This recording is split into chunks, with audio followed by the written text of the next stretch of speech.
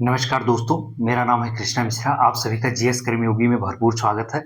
आज हम बात करेंगे यूपी होम गार्ड की जो परीक्षा होने वाली है, उसके लिए हम क्विज टॉप 20 क्विज की सीरीज जारी किए थे।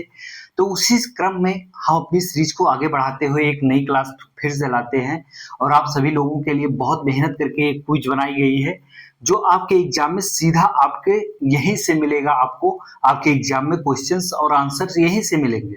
तो आप सभी लोग इस पीवाईक्यू को देखना ना भूलें, इस पीवाईक्यू का फायदा उठाएं और अपने एग्जाम को बहुत सरल बनाकर और अच्छे से सिलेक्शन लें। जो लोग होमगार्ड का फॉर्म डाले हैं उन लोगों को पता होगा कि परीक्षा बहुत करीब आ चुकी है, अब ज्यादा टाइम बचा नहीं है। तो आप लोग टाइम को ना बर्बाद करते हुए सीधा अपने मिशन पे लग जाइए और अपने मिशन पे लग के और अपने मिशन को फतेह करें। ठीक है, तो आइए हमारे साथ जुड़िए और यूपी होमगार्ड के लिए टॉप 20 क्विज को, जो टॉप 20 क्विज हम सीरीज चला रहे हैं, उसी क्वेश्चंस को उठाते हैं जो आपके आगामी परीक्षा में पूछा जाएगा। तो आइए हम पहले क्वेश्चन पे पहुंचते हैं। भारत के रक्षा बलों का सर्वोच्च सेनापति कौन होता है? भारत के रक्षा बलों का सर्वोच्च सेनापति कौन होता है? तो आपको पता होना चाहिए तीनों सेना का सर्वोच्च सेनापति किसके हाथों में सेना के संपूर्ण नियंत्रण होता है, तीनों सेनाओं को। तो कौन होता है सर्वोच्च सेनापति? होता है ये राष्ट्रपति। भारत का राष्ट्रपति जो है वो सर्वोच्च सेनापति होता है, क्योंकि इसके हाथ में तीनों सेना की कमांड दी गई है। भारत का राष्ट्रपति के हाथों में तीनों सेना की कमान दी गई है। फिर हम अपने अगले क्वेश्चन में आते हैं। भारत के, और ये भी जान लीजिए, भारत के प्रथम स्वतंत्र भारत के प्रथम राष्ट्रपति कौन थे? स्वतंत्र भारत के प्रथम राष्ट्रपति जो थे डॉक्टर राजेंद्र प्रसाद जी थे। ठीक है, और वर्तमान में भारत के राष्ट्रपति कौन है? वर्तमान में भारत के राष्ट्रपति द्रौपदी मुर्मू जी है। ठीक है, तो पहला भी पूछा जा सकता है, वर्तमान भी, ये दोनों ध्यान रखना। ठीक है, भारत की राज्यसभा का पदेन अध्यक्ष कौन होता है? भारत की राज्यसभा का पदेन अध्यक्ष कौन सा होता है? राज्यसभा का पदेन अध्यक्ष जो बनाया जाता है, तो लोकसभा में लोकसभा अध्यक्ष होता है, लेकिन राज्यसभा में ये चीजें नहीं लागू होती। राज्यसभा में उपराष्ट्रपति होता है, इसका पदेन सभापति। ठीक है, भारत के पहले उपराष्ट्रपति को हम जानते हैं कौन थे? भारत के पहले उपराष्ट्रपति जो थे डॉक्टर सर्वपल्ली राधाकृष्णन जी थे। वर्तमान में भारत के राष्ट्रपति कौन है? सीपी राधाकृष्णन जी है। कौन है? सीपी राधाकृष्णन जी है। ठीक है, तो ये नाम याद रखना। ये जब बने थे, जब किस उपराष्ट्रपति के इस्तीफा देने के बाद बने थे? जगदीश धनखड़ ने इस्तीफा दिया, अपना कार्यकाल पूर्ण नहीं किए, अस्वस्थ होने के कारणों से उन्होंने इस्तीफा दिया, ऐसा बताया गया। बाकी ज्यादा राजनीतिक चीजों में घुसना नहीं है, आपको जो चीजें जरूरी है वही जानना चाहिए। नाबार्ड की स्थापना किस वर्ष हुई थी? नाबार्ड जो है, पहले तो ये पता होना चाहिए, नाबार्ड जो है ये कृषि ऋण प्रदान करता है। और नाबार्ड क्या काम करता है? कृषि ऋण प्रदान करता है। और ये नाबार्ड की स्थापना कब हुई थी? 1982 में हुई थी। नाबार्ड का मुख्यालय कहाँ है? मुंबई में है। कहाँ पे मेरे दोस्त? मुंबई में है। मुंबई यानी कि बम्बई, बम्बई का बदला है पानी। ठीक है, फिर नाबार्ड की स्थापना जो 1982 में हुई थी, इसका जो मुख्यालय है मुंबई में है। ये कृषि ऋण प्रदान करने के लिए इस संस्था का कार्य है, जो कार्य का संचालन करते, कृषि ऋण प्रदान करती है। उत्तर प्रदेश में निपुण भारत मिशन का लक्ष्य किस वर्ष, किस कक्षा तक के बच्चों के लिए है? जैसे उत्तर प्रदेश सरकार एक निपुण भारत मिशन चला रही है, तो इसका लक्ष्य किस कक्षा तक के बच्चों के लिए शिक्षा पहुंचाने के लिए जरूरी है? कक्षा 3 के लिए। आप सभी को पता होना चाहिए, उत्तर प्रदेश की है। बुंदेलखंड विश्वविद्यालय उत्तर प्रदेश के किस जिले में स्थित है? बुंदेलखंड नाम आते ही आप सभी लोग जान जाएंगे, झांसी में। ठीक है, उत्तर प्रदेश का विश्वविद्यालय जो बुंदेलखंड विश्वविद्यालय है उत्तर प्रदेश का, किस जिले में स्थित है? झांसी में स्थित है। चाइना किले यानी कि चीनी मिट्टी के भंडार उत्तर प्रदेश के किस जिले में स्थित है? ठीक है, तो सोनभद्र में। कहाँ पे है मेरे दोस्त? सोनभद्र में। ठीक है, अगर यूरेनियम का भंडार पूछा जाए उत्तर प्रदेश के किस जिले में है सर्वाधिक, तो वो ललितपुर हो जाएगा।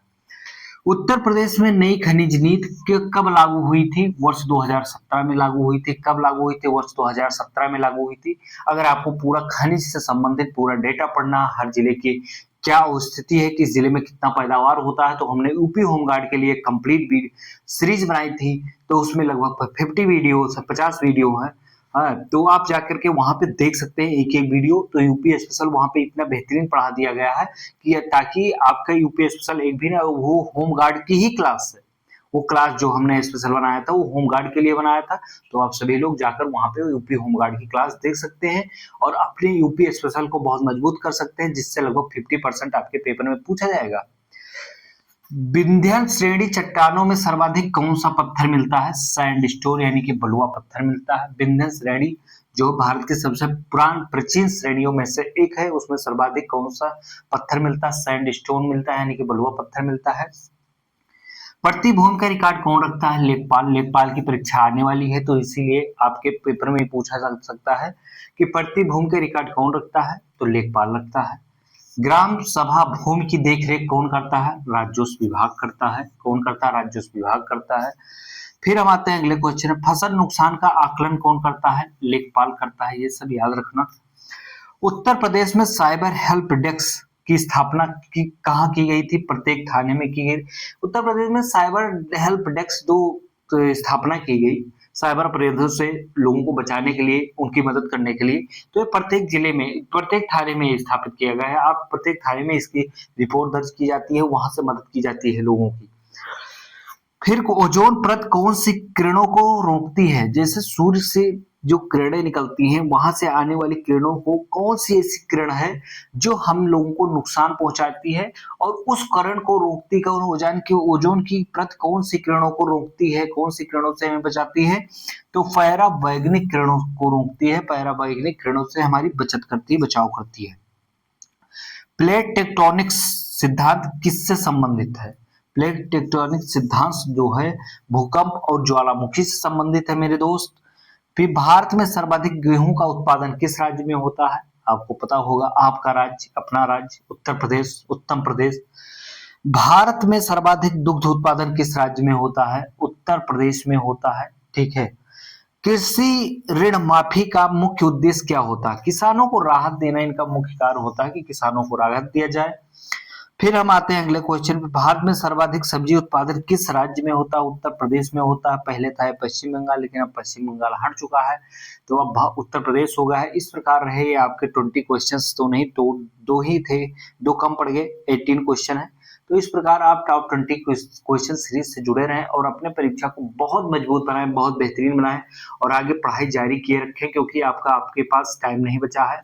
अब जितना टाइम बचा उसको यूटिलाइज कर लीजिए, अच्छे से इधर उधर मत घूमिए, शादी विवाह मत खाइए, न जाइए, चल जाएगा। आप अगर सिलेक्शन ले लेंगे तो आपकी जिंदगी बदल जाएगी, और नहीं तो नहीं बदले तो आपका जबरदस्ती जबरिया ब्याह करवा दिया और आप अपनी पूरी जिंदगी में संघर्ष करते हुए और दुखमयी जिंदगी जीते रहेंगे।